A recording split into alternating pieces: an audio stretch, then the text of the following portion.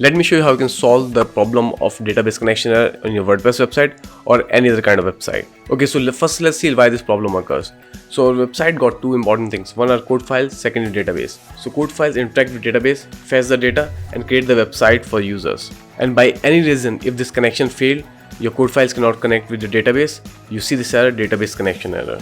So now we know the basics. So let's fix this problem, database connection error, once you like the video and subscribe to the channel. I really appreciate it. So the solution 1. This fix will be mostly for the people who recently moved their website, changed their IPs, hosting or DNS. But everybody can try this fix. It helps in most of the cases. It will help to fix the database connection error. So log into cPanel and go to file manager and try to find this file wp-config.php. In case of custom application, find the file which connect your files to database. If you don't have cPanel, you can connect by FileZilla. If you don't know how to use FileZilla, I created a video about it. You can check the description of this video. Or if you're using Bluehost or any other host which doesn't provide cPanel, you will always have interface to access your website files. So once you find this file wp-config.php in case of WordPress, or your connection file in case of any custom application, right click on this file and click edit. In this file, scroll the page and you'll always find db name, db user, db password and db host. So this error occurs because one of these details are wrong or all of these details are wrong. So what we can do now, you can see db name is represent to the database we are connecting by code files, and because these connections are secure, to access this database you need to have user and password which can connect to this database. Okay, go back to cPanel and then find this MySQL databases. Click MySQL databases. And you can see I have a lot of databases here. In your case, if you have just single website, you have only one database. Find the correct database which you want to connect. For example, for this website, I'm using this database, ignitec_db. And when I go back here, you can see the database name is wrong. It is ignitec_test. So what I can do first, I can change this to correct database. In most of the cases, you have the correct database name here. Your username or password will be wrong. So once you make sure it is connecting to the right database, what we'll do, we'll scroll the page. We'll create a new database user, testing, give it a strong password, and once done, create user. Okay, so this new user is created. We'll go back. There's just one more step. We'll go back. And now what we'll do, we will assign this new user to the database we're using. So how we can do this? You can see this database here. As I told you, I'm using ignitec_db. So choose the correct database here. And now from the user list. So we recently created this user. I'll select this user and then I click add. And then give all privileges and then click on make changes. Once done, we'll go back to config file and here I'll add the new username we just created and then you can enter the password you chosen for this new user.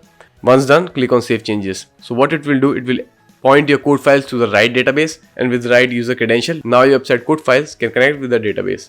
I hope this solved your issue. If this doesn't work, let's go to the next solution, which will be for users who never change their website but suddenly their website stopped working. Sometimes it works, sometimes it doesn't work. Sometimes you see database connection error, you haven't changed anything, and then after a few minutes your website works again and you start seeing this problem again and again. That is because your website is overloaded. There can be multiple reasons for this. First, you have unusual traffic on your website. Second, you installed a faulty plugin, theme, or a code on your website which is spiking the CPU usage. Third, if your website is hacked. Hacked website is totally different case, but in most of cases because CPU is overloaded. How you can know if your CPU is overloaded? Go back to your cPanel, you will see the stats for your server. You can see file usage is under control, physical memory usage is under control on my website, process under control, disk usage under control, and MySQL database is also under control.